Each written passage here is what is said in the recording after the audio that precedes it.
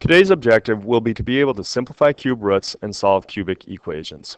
The process is very similar as if we were working with radical equations, square root equations, and square roots. In looking at simplifying the cube root of 108 x cubed, y to the fifth, z to the eighth, what I need to do is think about my perfect cubes.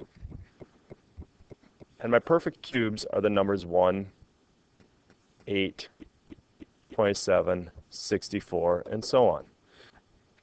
If any one of those perfect cubes is a factor of my radicand, then it is not simplified.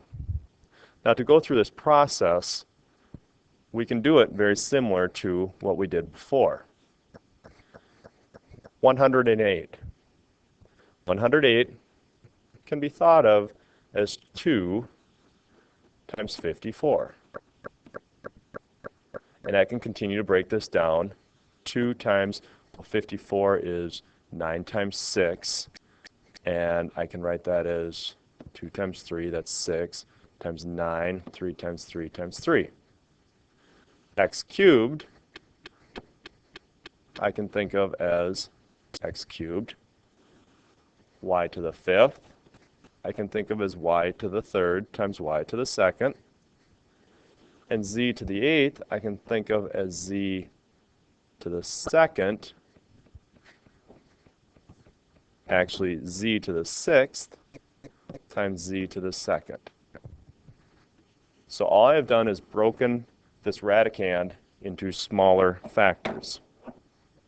Now if I look at 3 times 3 times 3, that equals 27.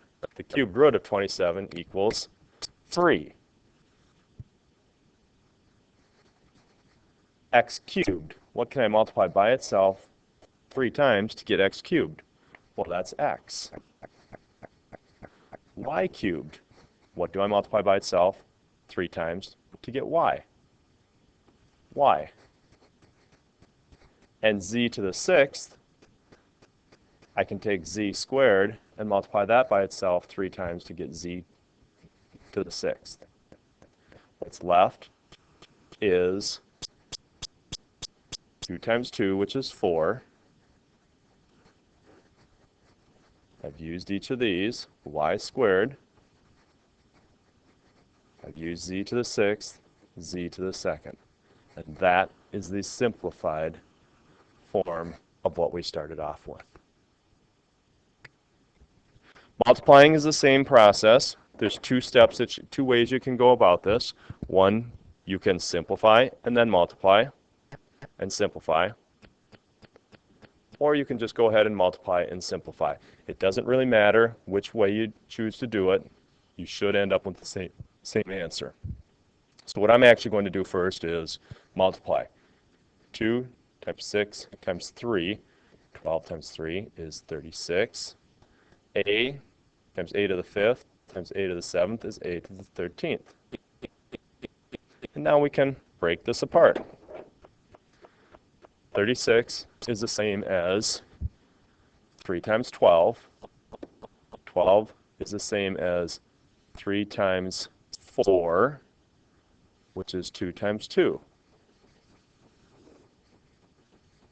A to the 13th is a to the fourth times a to the fourth times a to the fourth times a.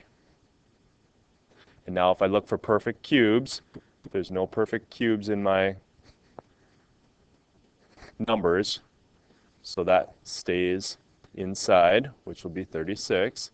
A to the fourth times a to the fourth times a to the fourth is a to the 12th. The cube root of that would be a to the fourth, so that goes outside.